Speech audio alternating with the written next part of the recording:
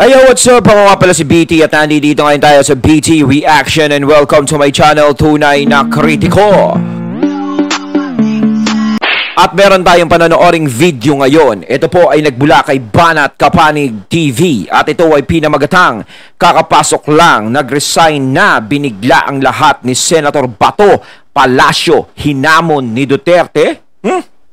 Lahat natakot. Aba, bakit ngayon puro hamunan na yung nangyayari, no? So, wag na natin pagtagalin at sabay-sabay na nating panoorin ang laman ng video na hatid sa atin ni Banat Kapanig TV at bibigyan natin ng reaksyon ang balitang ito. Pasok! Sabi po ni Romualdez, that Senator Bato talking. Ayan, syempre, bago natin simulan, nais ko nga palang magbigay ng credits dito sa boses na madidinig natin at bibigyan ng reaksyon. Walang iba kundi kay Sir Badong Arateles. Pagpatuloy natin. I don't know what he's talking about. He has not mentioned any congressman. I do not respond to general statements. Hindi, no? Ganun lang nila dinismiss. Nakita ko yan kanina eh. No? Sige, magpakita po kayo ng arrogance. Yung sabi sa akin ng congressman, pero di ko nasabihin sino siya, baka pagalitan siya. Sabi, eto po, that Senator Bato talking, wala kang balak alamin kung totoo yung sinasabi ni Senator Bato o hindi. Sabagay, alam mo na eh. Alamin mo pa ba yan? Alam mo na eh. O, nasa na ngayon yung sinasabi yung 51 billion. Open na yung Congress, oh. Bakit hindi nyo ipanawagan na imbestigahan? Kayo sa Senado, imbestigahan nyo po itong People's Initiative. Real talk po. Saan po sila kumuha ng pera? Marami pong pera yan.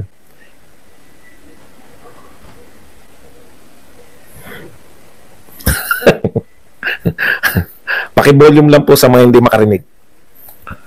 Marami pong perang ginagastos yan. Saan po galing yung pera? Naku, hindi na po ito po pwedeng ignore. Ayun na, katanungan na naman to kung saan galing ang pera. Nako! Saan pa ba? Parang alam na natin. Siyempre, sagutin ko. Hindi, Sir Badong, no? Parang alam na natin, no? Okay lang na magtanong kasi baka mamaya makakasuhan, di ba? Kasi bawal ngang magtanong. Ano nangyayari sa akin? Nyo lang, ang daming beses nyo na ignore. No? Mahal na Pangulo, hindi na ubra yung mga patahimik. No? Yung PSG, wala po kaming problema sa PSG. Alam po namin yung trabaho nyo. Protektahan yung Pangulo. Hindi po kayo dapat yung nag-ano ron. Ang dapat po sagutin, sa lahat, no? Ang nakakagalit po, wala po silang balak sagutin eh. Dami nangyayari sa lipunan. Ang dami pong crisis ngayon.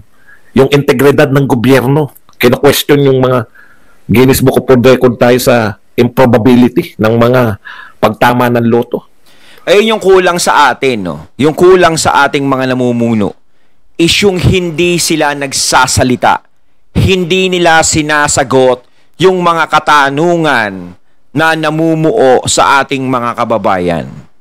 Kaya naguguluhan lahat eh. Kaya napapag-isipan sila ng hindi maganda. Kasi kung may isyong lumalabas, is hindi alam kung iniiwasan, hindi nila alam kung talagang hindi alam ng mga namumuno. Di ba? Kasi hindi sila nagsasalita. Siyempre, mapag-iisipan sila na, baka sila lang may gawa niyan, ganto, ganyan. Kahit alam nyo sa sarili nyo siguro na hindi kayo. Di ba? Kasi mas maganda yung nagpapaliwanag kayo eh. No, although hindi naman pwedeng sabihin na nasa posisyon kami kahit hindi kami magsalita, okay lang 'yon. Kumbaga syempre yung mga tao ang nagluklok sa inyo sa inyong mga pwesto, kaya kayo ay nandiyan. 'Di ba? Kaya karapatan din ng mga tao na malaman nila kung ano yung issue na binabato sa inyo. Mas maganda na malinawan nila, no, yung nangyayari sa ipapaliwanag ninyo. Kasi, lumalala lang yan eh. Hanggat hindi kayo nagsasalita, ang daming babatiko sa inyo. Hanggang sa magalit kayo, mainis kayo. Yun ang pinakakulang talaga eh. Is yung hindi kayo nagsasalita. Laging tahimik. Although mas maganda yung tahimik, pero wag naman masyadong tahimik kasi hindi na maganda yun. Pagtaas ng mga presyo ng bilihin. Mataas ang presyo pero baka yung mga gulay na mga magsasaka natin, putya, wala. Nakakaawa rin eh. No? Ang mura-mura dahil binahanin nyo sa merkado. na mga imported. Kawawa yung mga magsaka natin, hindi mabili yung mga sibuyas nila at kung ano-ano. Yan po, dapat sagutin nyo na yan. No? Hindi po pwedeng, in general, hindi ako nagano sa general. Isa pa po, ang nakakatawa po dito. Ha? Ang nakakatawa pa po. Opening po ng Congress ngayon, nagrarally po, sino po? Tanong nyo po kung sino po yung nagrarally sa labas ng Congress. Si Franz Castro. Alam nyo, wala naman po. Ako, nakita nyo naman, nagrally tayo. Lagi naman ganyan. Di ba? Kaya lang po, ako, hindi naman ako pinasweldo ng pamahalaan eh. Nakukuha nyo po, ang mga congressman po, pinasweldo ng pamahalaan para po, alam nyo po ba kung bakit nagrarally ang mga tao? Meron po silang hinaing. Yes, gusto nilang Yung hinaing makarating. po nila, Gusto nilang para iparating. mapakinggan ng gobyerno. Kaya sila nagrarally. Di po ba? Congressman ka, nirarally mo yung Congress. Hindi ba pumasok ka rin sa Congress at questionin mo kung ano yung kino-question mo sa kalsada? Kasi may sweldo ka. Ayun ang hindi yata maunawaan ng ating mga congressman eh. Binoto po kayo at pinasusweldo ng pera ng taong bayan para yung nakikita ninyong problema, lutasin nyo sa loob ng Kongreso. Ibig nyo sasabihin nyo lang, hindi namin kaya lutasin yan. Kaya dito na lang kami, magrarally kami. Bakit pa kayo pinasweldo? hindi ko tumakbo kayo, hindi naman kayo pinilit. Nung nanalo kayo, magrarally lang kayo. Naroon po nakita. Pantakin mo, nasa posisyon ka na pero nagrarally ka, no? Pero pwede niya naman paglabanin dun sa Kongreso. Halimbawa, ikaw, congressman or congresswoman ka. Kahit hindi ka na siguro mag-rally, is dun lang mismo sa Kongreso ay di makipagbalitaktakan ka sa kanila, makipagbanatan ka sa kanila dun kung talagang may pinaglalaban ka. Hindi yung parang magkakayag ka pa ng mga tao.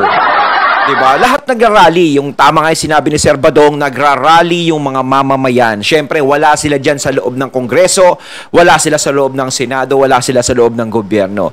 Kaya napaparating lang nila yung hinaing nila isa labas. Talaga nagrarally sila para makarating yung gusto nilang iparating sa mga namumuno. So kung ikaw naman ay nasa posisyon ka, bakit hindi mo na lang dyan ipaglaban? Kaysa doon ka pang magrarally, di ba? O doon pa siya magrarally. Sus Mario Josep naman. Kung po si Franz Castro, ang tinututulan niya po yung tchatcha. Mga kasama mo nga. Hindi ko makuha eh. Mga kasama mo nga yung nagchat-chat, yung pasimuno niya. Hindi. Diyan ka mag-ingay sa Kongreso. No, yun nga. Katulad ng ginawa mo nung kay Sara Duterte, pag pinagpatayan ka ng mic, tsaka ka magpa-interview, pinagpatayan ako ng mic. Samantalang ang gusto ko lang at saka kalawa, Tambi. Di ba wala pa yatang isang buwan pinagtatanggol. May resolusyon pa kayo. May resolusyon pa kayo para ipagtanggol si Franz Castro. Nasaan na ngayon si Franz Castro? Nariyan sa labas ng Kongreso, nagrarally. Ako po hindi. Tama po ako, nagrally, di ba? Nakita niyo naman ako. Hindi naman ako pasweldo ng pamahalaan. Gusto ko marinig sa tao na hindi nyo dapat kinakasuhan si PRRD, kaya ako nagrally. Eto mga to, ano yung tinututulan nyo? Hindi ba lahat ng tinututulan nyo kaya kayo pinasweldo? Pinapasweldo ng pamahalaan para ayusin nyo sa loob?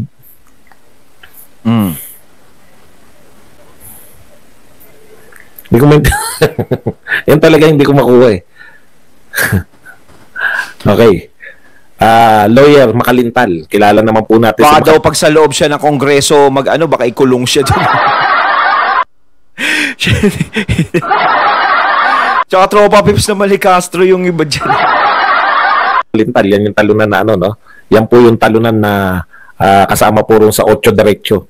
Sabi po ni Makalintal ngayon, no? Dapat daw yung COMELEC, hindi na tinatanggap yung mga pirma niyan. Ito po, wala naman tayong alam dito sa batas na to. Ito po, marunong talaga to sa batas. Sabi po ni Attorney Romulo Makalintal, it cannot be the basis of initiative. It gives a wrong impression to the people that an initiative to amend the charter has already been properly or validly initiated. Tama po no? Ang sinasabi rito ni Makalintal, ako na lang, kasi pag binasa pa natin, malalim, pabababain ko pa yan. Sinasabi ni Makalintal, bago ka magpapirma, meron ng amendments. Ano yung mga babaguhin mo? Alam niyo yun? Ito, pinipetisyon namin. Nagpipetisyon kaming mga mamamayan dahil gusto namin baguhin itong nakalagay sa konstitusyon. Yun po yung People's Initiative. Kaya ang sabi nga ni Makalintal, mauuna muna yung petisyon, mauuna muna yung gusto mong baguhin. Alam niyo yun, di ba pag petisyon, bakit nyo pinipetisyon yan? Ay, magpipirmahan po muna kami. Tsaka na namin pag-iisipan kung ano yung kung ano yung reklamo namin. Hindi po pwede yun. Di ba? Kunwari, pag may sinabing, halimbawa lang po, may ipipetisyon kayo mga kasama nyo sa trabaho o kapitbahay nyo, ipipetisyon nyo. Maingay. Halimbawa, di ba? Alauna na, nagbibidyoke pa. Di ba? Ipipetisyon nyo. Ano yung pinipetisyon nyo? Yung pagbibidyoke niya, meron na. Yun yung sinasabi ni Makalintal. Ngayon po, nauna yung pong pinipetisyon siya kung palalayasin sa lugar niya kasi napakaingay niya. Ako na ganyan din ako dati. Pirma, wala pa yung gustong baguhin. Alam niyo yun? Po tiyang, alam nga ng mga tao, ayuda yun. Pirma kayo, kapalit yan, ayuda. Di ba? Yun eh.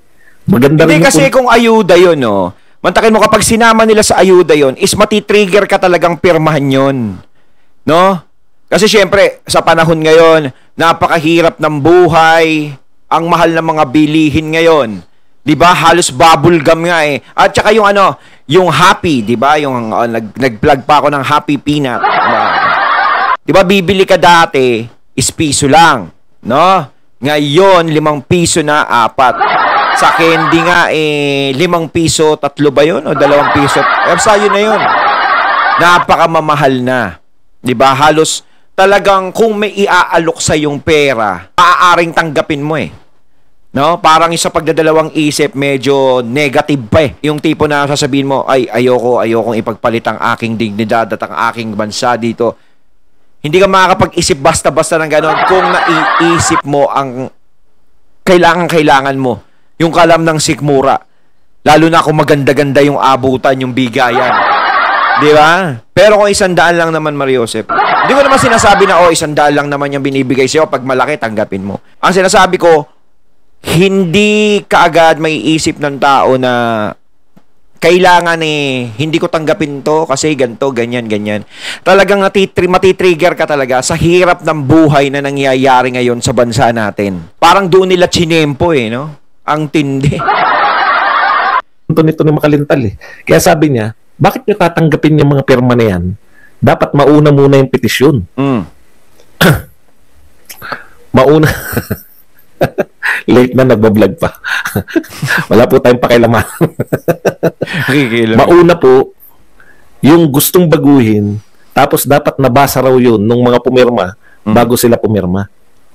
Yun yung gustong sabihin ni Makalintal. Nauna po ngayon, pirma muna bago yung babaguing sa saligang batas. O, yun po.